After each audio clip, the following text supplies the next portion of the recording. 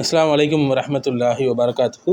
அன்புள்ள சகோதரர்களே, தமிழ்நாட்டிலே ரொம்ப ஃபேமஸாக இருக்கக்கூடிய ஹீலர் பாஸ்கர் ஐயா அவர்களை பற்றி தான் நம்ம பார்க்க போகிறோம்.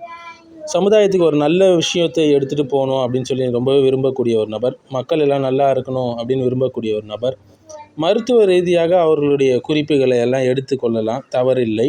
நிறைய பலன்கள் அதில் இருக்குது, நிறைய உண்மைகள் அதில் இருக்குது. இப்போ ஏமாற்றப்படக்கூடிய உலகத்தில் இவர் நிறைய உண்மையான விஷயங்களை சொல்கிறார், அதில் எல்லாம் தவறில்லை. ஆனால் மார்க்க ரீதியாக சில பிழையான அடிப்படைகள் அவர்கிட்ட இருக்குது, அதை விட்டு நாம் தவிர்த்து கொள்ள வேண்டும். அதாவது அவருடைய பேரே ஃபஸ்ட்டு தப்பு. ஹீலர் பாஸ்கர் இப்படி சொல்லுவதே ஃபஸ்ட்டு தவறான சொல்லு. ஹீலர் என்றால் என்ன அர்த்தம்? குணப்படுத்துபவர். அல்லாஹ் மட்டும்தான் உண்மையான ஒரே ஹீலர், அதாவது குணப்படுத்தக்கூடியவன்.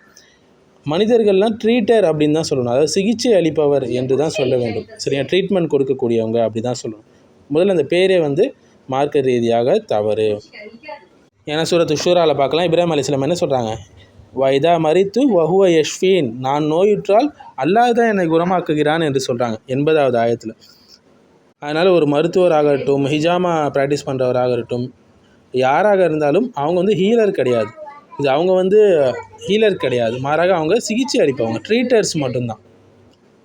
மேலும் அவருடைய சித்தாந்தங்கள் ஒன்று தான், யூனிவர்சல் எனர்ஜி தான் ஹீல் பண்ணுது, குணப்படுத்துது, இறைவன் இல்லை அப்படின்னு சொல்லி இறைவன் குணப்படுத்துவது இல்லை என்பது போல் ஒரு சித்தாந்தம் அவர்கிட்ட இருக்குது.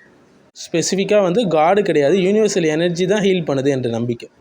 மாறாக இஸ்லாமிய நம்பிக்கை என்னென்னா, ஹீலிங் குணப்படுத்துதல் என்பது அல்லாஹ்விடம் என்று மட்டும்தான் வரும். யூனிவர்சல் எனர்ஜியாலேயோ சக்கரங்கள்னாலேயோ மற்ற ஃபோர்ஸஸாலேயோ கிடையாது. இரண்டாவது அவருடைய வாதம் என்னென்னா, உங்களுக்குள்ளே ஒரு டிவைன் எனர்ஜி இருக்குது, அதை நீங்கள் தட்டி எழுப்பணும் அப்படின்னு சொல்லக்கூடிய விஷயம். இது பேந்திசம் என்று சொல்லக்கூடிய ஒரு ஷிர்கான கொள்கை. அதாவது தெய்வீகம் மனிதனுக்குள்ளே இருக்கிறது என்று ஹிந்து அத்வைதம் சொல்லக்கூடிய ஒரு கொள்கை. மேலும் ஒரு நியூ ஏஜ் ஃபிலாசபி, இது நியூ ஏஜ் மெய்யியல் கருத்து இது. ஆனால் இஸ்லாம் கூறுவது என்னவென்றால், மனிதன் ஒரு அடிமை, அவனிடம் அல்லாஹ்வினுடைய ஆற்றலோ சக்தியோ கிடையாது. குர்ஆன் சொல்கிறது, சுப்ஹான வ தஆலா அம்மா யகூலூன உலுவன் கபீரா, அவர்கள் சொல்லக்கூடிய தவறான விஷயங்களிலிருந்து அல்லாஹ் மிகவும் உயர்ந்தவன் என்று சொல்கிறான். அடுத்தது மெடிடேஷன் பண்ணுவது, சாண்டிங் பண்ணுவது, இதெல்லாம் எனர்ஜியை கண்ட்ரோல் பண்ண உங்களுக்கு உதவும். மேலும் உங்களை நீங்களே என்ன செய்யலாம்? ஸ்பிரிச்சுவலாக ஹீல் பண்ணிக்கொள்ளலாம், அதாவது குணமாக்கி கொள்ளலாம் என்பது.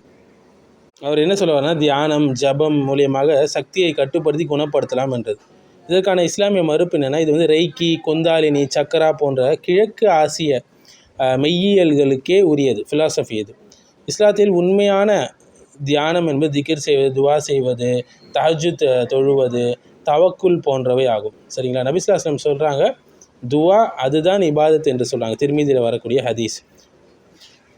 ஸோ அல்லாஹ் தான் கேட்பவன், பதிலளிப்பவன், குணமளிப்பவன். மாறாக சக்தியோ ஃப்ரீக்வன்சியோ வைப்ரேஷனோ இதெல்லாம் கிடையாது.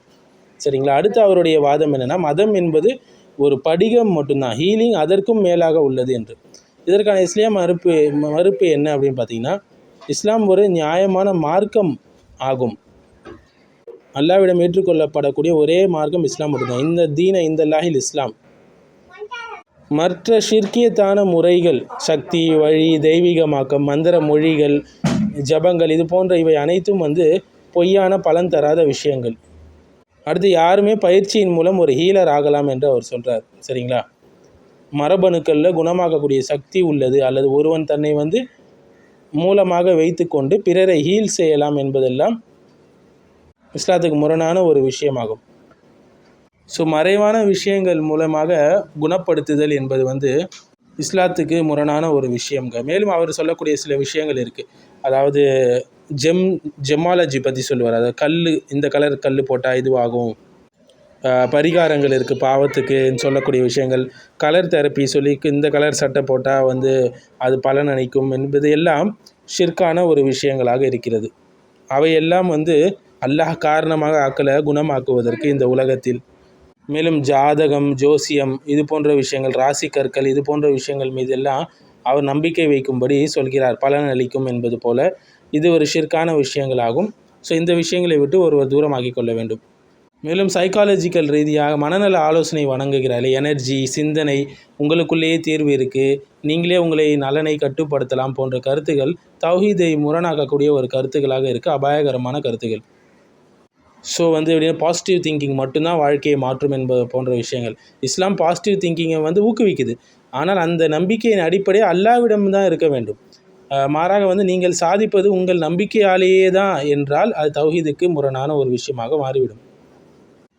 அவருடைய சில மருத்துவ குறிப்புகளில் கூட சில ஷிர்கான சில விஷயங்கள் இருக்கும். இந்த நாளில் எண்ணெய் தேய்ச்சி குளிக்கிறது, இது போன்ற விஷயங்களை எல்லாம் அவர் சொல்லுவார்.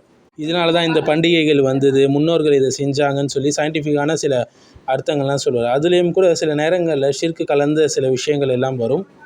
ஸோ அதையெல்லாம் தவிர்த்து கொண்டு பொதுவாக அவர் சொல்லக்கூடிய சில விஷயங்கள் ஒருத்தவங்களால் பிரித்து பார்க்க முடியும். அவர் சொல்லக்கூடிய விஷயங்கள் நல்லது எது கெட்டது எதுனா அவர் சொல்லக்கூடிய நல்லதை அவர்கள் எடுத்துக்கொள்ளலாம், தீயதை விட்டு விலக வேண்டும். அல்லாஹ் ஆலம். அல்லாஹ் அவருக்கு ஹிதாயத் தர வேண்டும் என்று நாம் அதிகமாக துவா செய்கிறோம். ஏனென்றால் ஒரு நல்ல நபர் அவர்.